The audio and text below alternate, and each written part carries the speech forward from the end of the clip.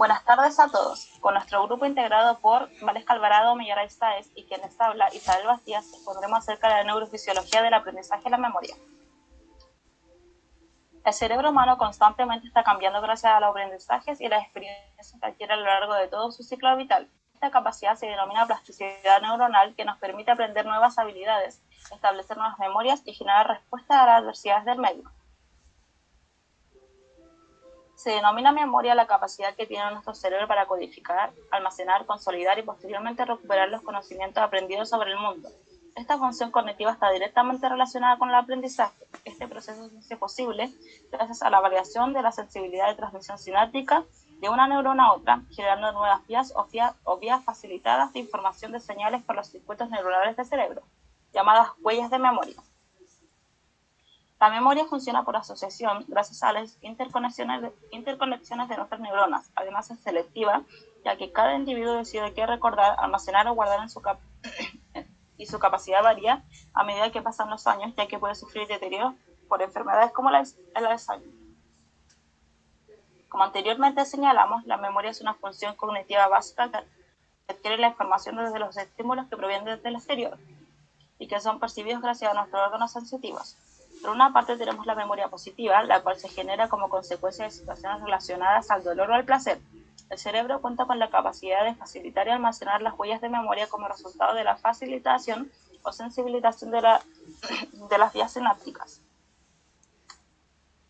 ¿De qué forma la estimulación del terminal facilitadora libera serotonina sobre la terminal facilitadora?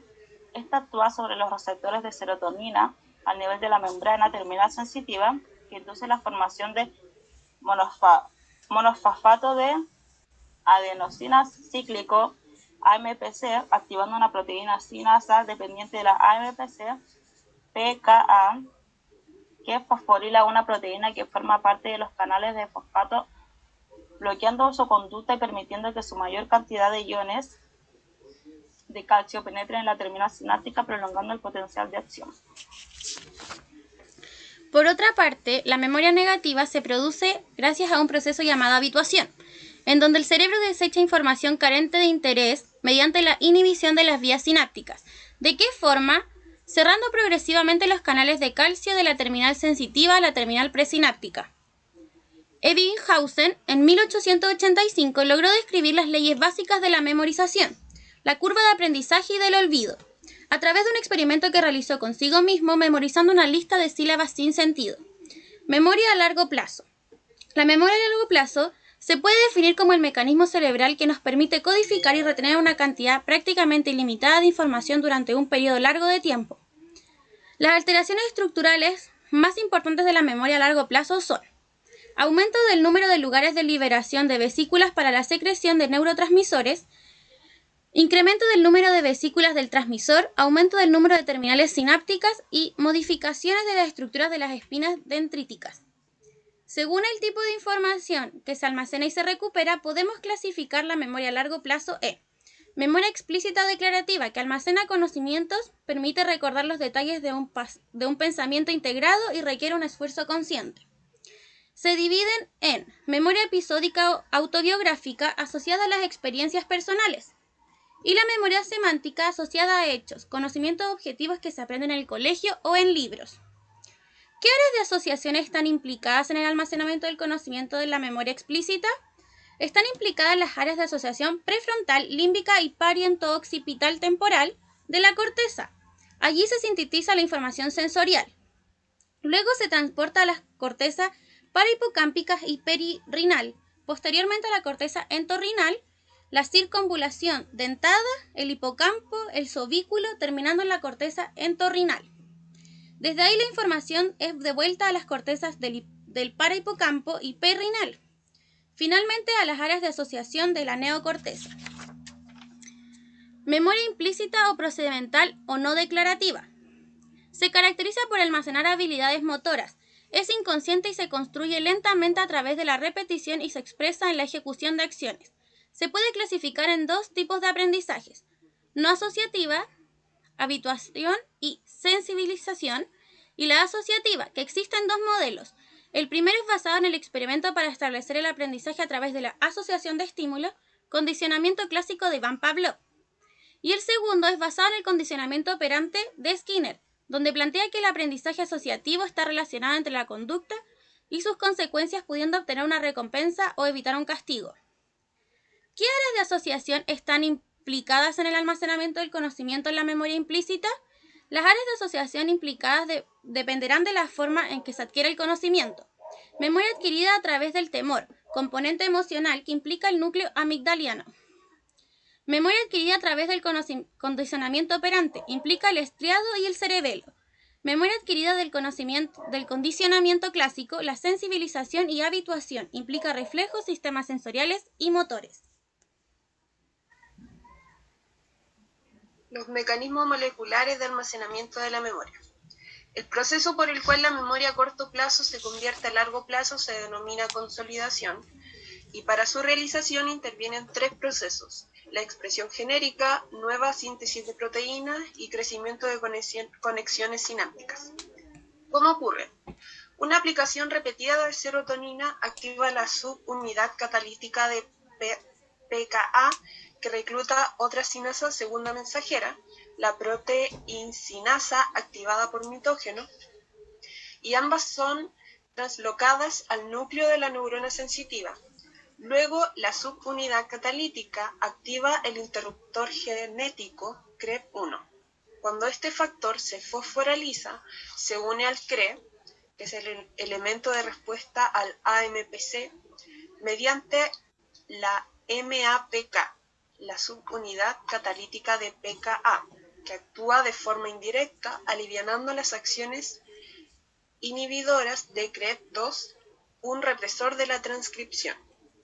La supresión de CREB2, con su acción inhibidora, y la activación de CREB1 inducen la expresión de dos genes, la enzima ubiquitina hidrolasa, que activa el proteosoma para activar pKa, y el factor de transcripción CEBP, que es el componente de la cascada génica necesaria para el crecimiento de nuevas unidades sinápticas.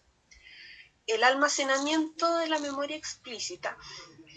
El componente importante del sistema temporal medial para el almacenamiento de la memoria explícita se encuentra ubicado en el hipocampo, el cual está subdividido por 4 subregiones: CA1, CA2, CA3 y CA4. El hipocampo tiene 3 vías principales por las cuales recibe aferencias: vía perforante, la vía de las fibras mucosas y la vía colateral de Schaffer. Las propiedades de la potenciación sináptica a largo plazo. Estado dependiente, donde la membrana postsináptica debe estar lo suficientemente despolarizada para propiciar la potenciación sináptica a largo plazo. La cooperatividad, que es la activación de múltiples entradas a la célula nerviosa. La especificidad, cuando la potenciación sináptica a largo plazo es inducida por la estimulación de una sinapsis. Esta no va a ocurrir en una sinapsis inactiva que esté en contacto con la misma neurona. Y la asociatividad, que es una estimulación débil que no desencadena la potenciación sináptica. Sin embargo, si una neurona presináptica es estimulada débilmente al mismo tiempo que la postsináptica, se dará una potenciación sináptica a largo plazo. Como la LTP es un fenómeno dependiente, posee fases y es específico de las sinapsis activadas. Con su rápida inducción, asociatividad y prolongada duración, se ha impuesto como un modelo sinaptocelular de la memoria a largo plazo. El mecanismo molecular de la potenciación sináptica a largo plazo. Este fenómeno, a pesar de ser descubierto hace años, sus mecanismos moleculares no son completamente entendidos hasta el momento. Las sinapsis entre las colaterales de Schaffer y las dendritas de las células piramidales de CA1 son glutaminérgicas. La membrana postsináptica de las prolongaciones dendríticas tiene 3 tipos de receptores glutaminérgicos: NMDA, no NMDA como AMPA y metabotropo. Al igual que el almacenamiento de la memoria, la potenciación sináptica a largo plazo tiene dos fases: LTP temprana o LTP precoz, que dura de 1 a 3 horas, y LTP tardía, que dura más de 4 horas. Como conclusión, los seres humanos no podemos vivir sin aprendizaje y sin memoria. Ambos procesos están directamente relacionados y no pueden separarse, ya que los conocimientos aprendidos deben ser codificados, almacenados, consolidados y posteriormente recuperados para que el ser humano pueda responder a las adversidades del medio y lograr sobrevivir. Tal como indica Darwin en su libro El origen de las especies que sobreviven no son las más fuertes ni las más inteligentes, sino aquellas que se adaptan mejor al cambio, y para adaptarse a este cambio debemos aprender y consolidar toda la información que nos proporciona el mundo. Los estudios sobre ambas funciones cognitivas aún no se conocen del todo, pero debemos estar en conocimiento que su foco principal se basa en la plasticidad neuronal, que promueve la potenciación sináptica a largo plazo.